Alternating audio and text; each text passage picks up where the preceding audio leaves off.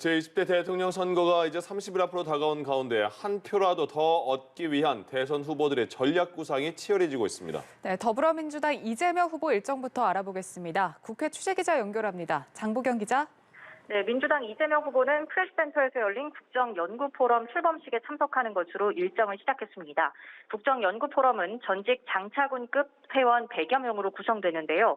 이들의 지지 선언에 힘입어 이 후보는 진영을 가리지 않는 통합정부가 필요하고 국민 내각으로 가야 한다는 자신의 생각을 강조했습니다. 오후에는 본격 대선 30일을 앞두고 준비 상황 점검에 들어갑니다. 민주당 15당 위원장단 연석회의를 주재하며 권역별 상황을 점검하고 전열을 가다듬는 건데요. 오는 15일 공식 선거운동이 시작되는 만큼 지지세가 강한 곳과 취약한 곳을 점검하면서 보강해야 할 지점 등을 주문할 것으로 보입니다. 이 후보가 전날 밤 김종인 전 위원장을 비공개 회동한 것에도 정치권의 이목이 쏠리고 있습니다. 코로나 상황, 대외 경제 환경 악화 등을 논의했다고 알려졌지만 미 후보가 어떤 식으로든 도움을 청하지 않았겠느냐는 관측이 많기 때문인데요. 중도층을 향한 외연 확장 측면에서 소구력이 있는 김 전 위원장은 직전까지 윤석열 후보를 도왔다는 점에서 이 후보에게 실제로 힘을 실어줄지 주목됩니다.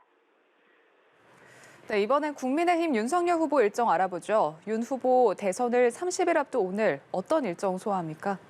네, 국민의힘 윤석열 후보는 오후 대한상공회의소 대선 후보 초청 특별 강연에 참석해 경제 비전을 밝힙니다. 미중 갈등과 글로벌 경제 환경 등에 관해 한국 경제가 나아갈 방향에 대한 견해를 밝히고 기업인들과의 주요 경제 현안에 대한 질의응답도 가질 예정입니다. 야권에선 단일화 이슈가 또다시 급부상하고 있습니다.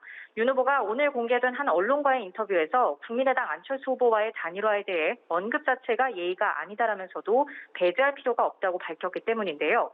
하지만 바깥에 공개하고 진행할 게 아니라 안 후보와 자신 사이에 전격적으로 결정할 사안이라는 단서를 달았습니다.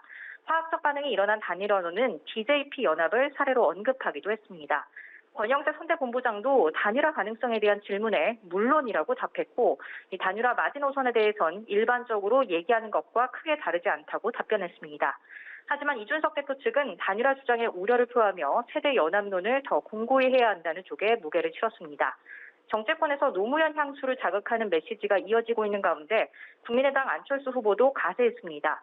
안 후보는 노 전 대통령 취임식 때 8명의 국민대표 중 한 사람으로 초청받았던 인연이 있다고 언급한 뒤 살아계셨다면 지금의 대선판이 너무나 부끄러운 모습일 것이라고 꼬집었습니다.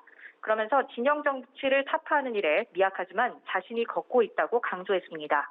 정의당 심상정 후보는 연금 개혁안을 제시했습니다.